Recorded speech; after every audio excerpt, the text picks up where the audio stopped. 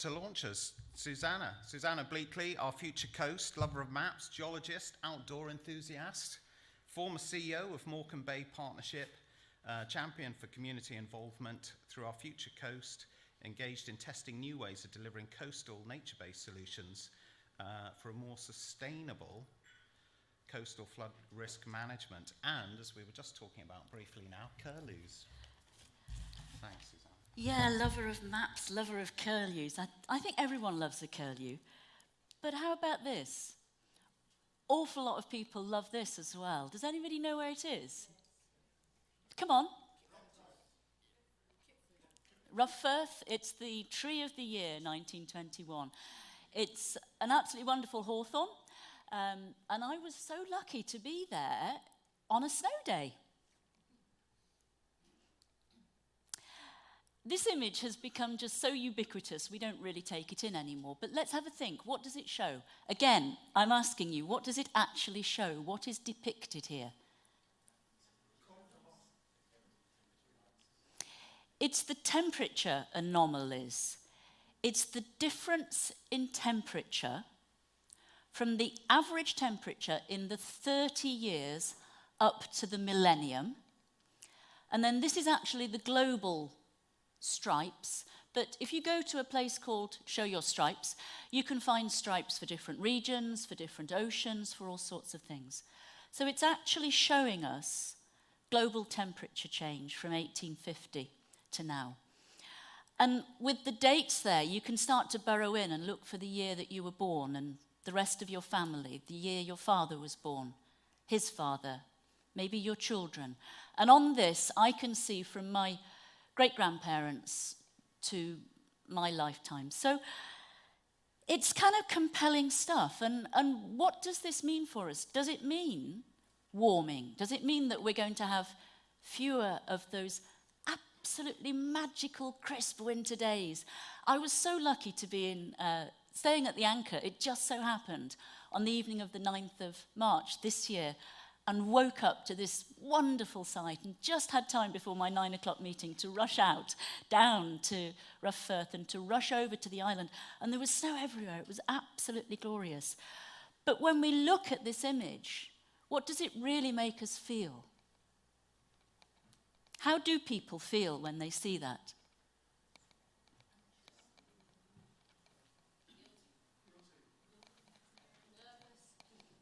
Maybe angry? Maybe anxious. And for a great many people, they have become increasingly disengaged because it's too big a problem to cope with. It's too hard to deal with. And yet, we have to, because already, if we stop emissions today, there is 1 metre of sea level rise locked into the system simply because the oceans are going to continue to expand with the heat that is already in the atmosphere. And this means that our coastal communities are completely at the front line of the climate challenge. And the climate crisis is going to be felt most sharply at the coast, amongst other things. So if you imagine a shoreline like this, and today the sea level may be here, and we have some storms going on, but the climate crisis means that these storms are going to get bigger. So they're going to come further up. But the sea is rising up as well. And we've got these bigger storms. So we've got a massive, massive problem. And we need to do something about it. And we have already got some really great solutions. Because sand dunes are a terrific way of defending communities. Absolutely terrific coastal defences. As indeed are salt marshes. But neither of these habitats have really been managed for the multiple benefits that they can bring. If they've been managed at all, and salt marshes in particular, have been largely ignored and are rather unloved, which is wrong, but if they've been managed at all, it's been for nature conservation. And I'm very, very pleased to be working on a project which is funded by DEFRA. It is one of 25 in a programme called DEFRA's Flood and Coastal Resilience Innovation Programme. It's government needs answers to those problems I was just talking about, to those issues, and is almost in a bit of a panic because we have to have answers really, really quickly, because we've all seen that climate change is happening faster than anybody would like. And the two innovations that this programme is testing is using nature-based solutions on the coast and using community engagement more effectively. So we have 14 sites along the northwest coast, from the Wirral to Millom, sadly none on the Solway, but we are going to be sharing all the learning that we are taking from these sites. Some of them are estuarine, some of them are open coast, we've got sand dune and salt marsh, we've got a variety of different sites that we're looking at. And we're working really hard to understand how natural habitats can be enhanced for their coastal resilience properties. And that in itself will also improve biodiversity and, in many cases, reduce carbon, because hard defences, concrete and rocks, are extremely carbon intensive. And yet salt marshes are terrific at absorbing carbon.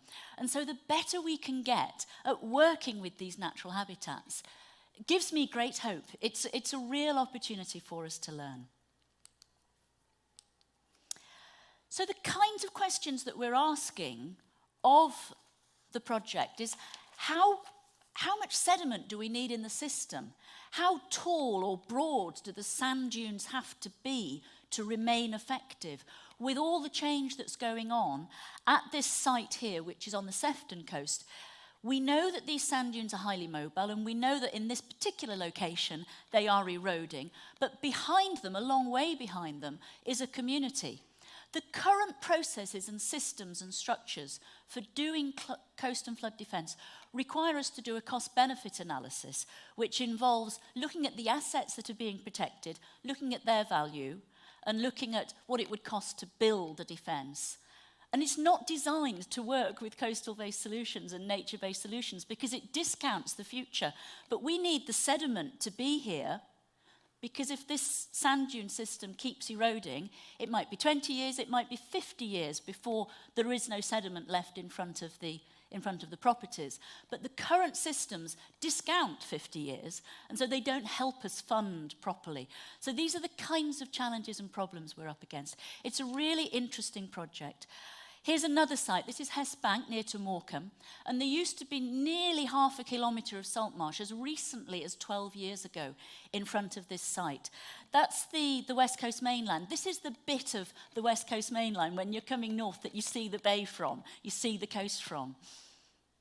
And there used to be a really big piece of salt marsh defending that bit of coast, and it's gone. So we are now working with these tiny fragments that remain, that come a bit in the summer and then disappear.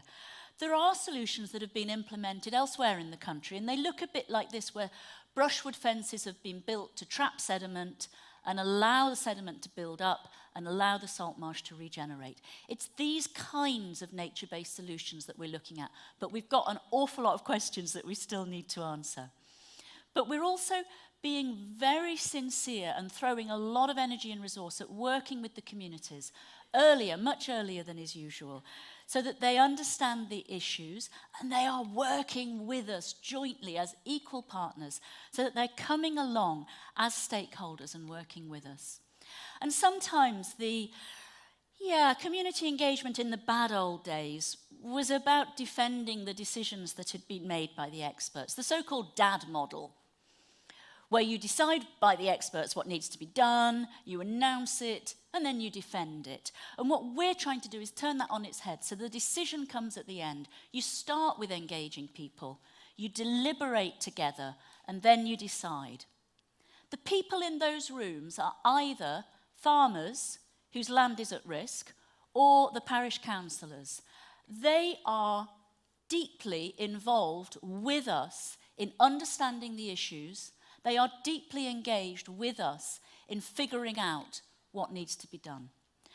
And you can see that they are animated, they are passionate, they are interested. And so far, this way of working with them really early seems to be working for us. And we're also involving people in doing monitoring and citizen science and other things. So getting the community involved as part of the monitoring team as well.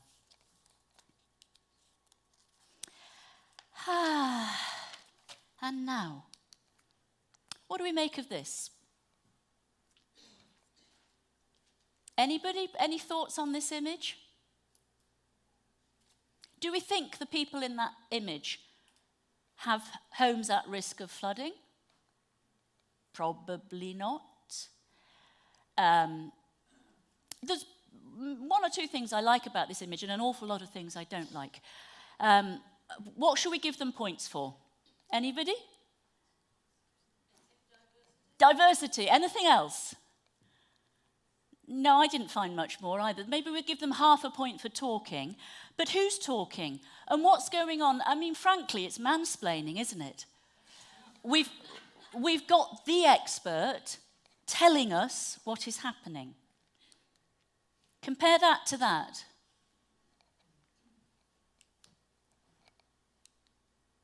Here's the sobering bit.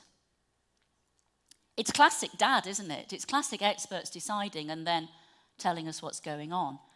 But that picture is from a document produced in 2020 by the Environment Agency. It is England's strategy, National Flood Strategy for Flood and Coast Erosion Risk Management, the most important document. There are hardly any photographs of people in that document. There's one or two of people being rescued from floods. There's the pictures of the important people who signed the document off. This is about the only other photograph in that document, published in 2020. And look, people want to have a voice in shaping how, and we are told, right, you probably can't read it, a community engagement event showing residents learning. It's not really the same as that, is it? So things are changing.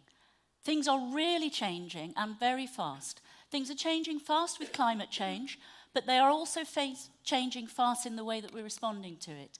I am very heartened by the efforts that people are making to put money into events like this one, where local communities are deeply engaged, are figuring out with other people how to solve these problems. I think there's real hope in seeing this programme that I'm running and working on, showing the way to evolve beyond the traditional way of pouring concrete and putting rocks in the sea, and working with nature, figuring out how to do it, figuring out what's wrong with policy and trying to change that, and figuring out with the stakeholders, with those people who've got skin in the game, with those people who are really going to be impacted. And that gives me great hope. So let's have another look at this. And I ask you again, how do you feel? How does this make you feel? Any offers? Hopeful? Gosh, you're quiet, you lot. You're quiet. Curious and maybe empowered. There is a critical part of behavioural science that I really want to emphasise. Once people are helped to take action, that disengagement and fear starts to go away.